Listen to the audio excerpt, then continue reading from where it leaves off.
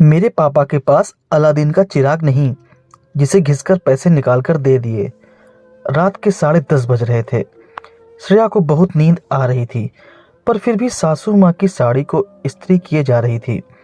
सुबह से घर के और ऑफिस के काम करते करते थक चुकी थी। फिर सुबह जल्दी भी उठना होता था। अगर थोड़ा भी लेट हो जाता तो सारा काम उथल पुथल हो जाता। पर अभी तक पति धर्मेश अपने माता पिता के कमरे में ही बैठे हुए थे, जबकि रोज तो 9:30 बजे तक कमरे में आ जाते हैं। 2-3 दिन से यही हो रहा था। पता नहीं क्या चल रहा था इन लोगों के मन में। बताते भी नहीं हैं, सीधा विस्फोट करते हैं। जबकि धर्मेश को अच्छे से पता है कि जब तक वो कमरे में नहीं आ जाता श्रेया सो नहीं सकती, क्योंकि सासू माँ तब तक उसे कोई ना कोई काम में लगा ही रखती हैं। अभी ज़्यादा कुछ नहीं तो कपड़े इस्त्री करने के लिए लगा दिया, जबकि कपड़े इस्त्री वाले से इस्त्री कराए जाते हैं। पर पता नहीं क्यों आज ही सासू माँ ने यह कपड़े इस्त्री करने को दिए। जब भी उन्हें किसी काम की भूमिका बनानी होती है या फिर श्रेया से कोई काम निकलवाना होता है तो फिर वो इसी तरह से के काम करती हैं। हमेशा धर्मेश के कंधे पर बंदूक रखकर चलाती हैं। पिछले 1 साल में श्रेया को ये अनुभव तो हो चुका था। पता नहीं अब किस चीज़ की भूमिका बना रही हैं। इतने में धर्मेश कमरे में आया। उसे देखते ही श्रेया बोली, धर्मेश, आपको पता है ना मैं थक चुकी हूँ। मुझे कितनी नींद आ रही है। बावजूद इसके आप अभी तक मम्मी पापा के कमरे में बैठे हुए थे। जल्दी आ जाया कीजिए, मुझे भी ऑफिस के लिए जल्दी उठना होता है। अरे नाराज क्यों हो रही हो? कोई जरूरी बात कर रहा था, धर्मेश ने कहा। तो उसने सोचा कि शायद श्रेया उससे पूछेगी, पर श्रेया ने कुछ नहीं पूछा, बल्कि वो तो बिस्तर पर आकर लेट गई। उसे लेटा देखकर धर्मेश ने कहा, अरे तुम तो हद करती हो। पति अभी कमरे में आया है और तुम सोने लग गई। तुमने तो पूछा ही नहीं कि क्या काम था। लोगों की पत्नियों को तो उत्सुकता रहती है कि ऐसी क्या बातचीत हो रही है घर में।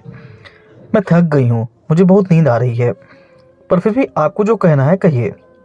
वो मैं ये कह रहा था कि तुम्हें तो पता ही है मेरा बिजनेस बिल्कुल भी ठीक नहीं चल रहा है, और अब दीदी के ससुराल में उसके ससुर जी का रिटायरमेंट का प्रोग्राम है। सभी के कपड़े और शगुन का सामान तो हम ले आए हैं, पर इतना काफ़ी नहीं लग रहा। अब हमारी तरफ से कुछ अच्छा ही देना बनता है, नहीं तो हमारे परिवार की क्या इज्जत रह जाएगी। आप कहना क्या चाहते हैं? सीधे सीधे कहिए, बातों घुमाइए मत। वो मैं क्या कह रहा था कि तुम्हारे भाई भावेश ने इलेक्ट्रॉनिक्स की दुकान खोली है ना, तो अपनी तरफ से एक एलईडी गिफ्ट कर देते हैं। अपना सम्मान भी रह जाएगा, और भावेश तो घर का है, उसे पैसे फिर कभी दे देंगे, धर्मेश ने कहा। तो श्रेया ने हैरानी से उसकी तरफ देखा। आप कैसी बातें कर रहे हो? भावेश ने अभी अभी दुकान खोली है, वो भी लोन लेकर।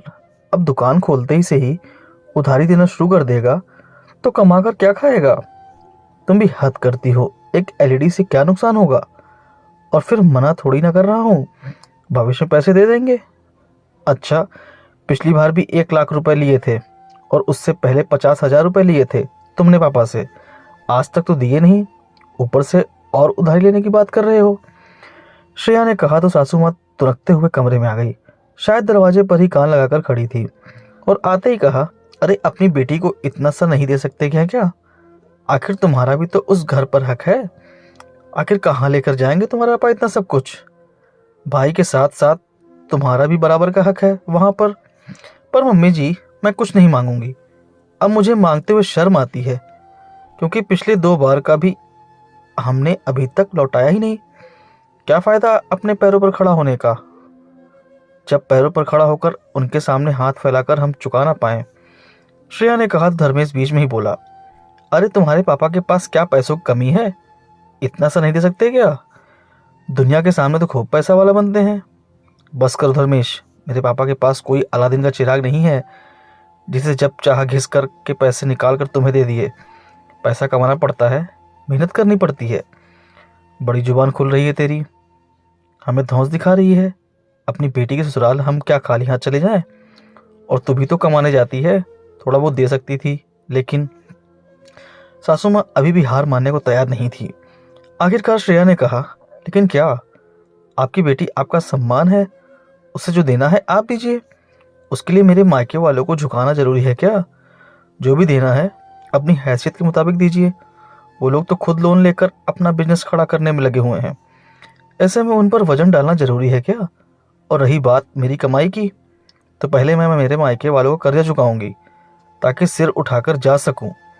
स्वाभिमान जिंदा है मुझ में अभी, उसके बाद ही मुझसे उम्मीद कीजिएगा। अब मुझे माफ़ कीजिए, मुझे नींद आ रही है। मैं अब इस विषय पर कोई बात नहीं करना चाहती।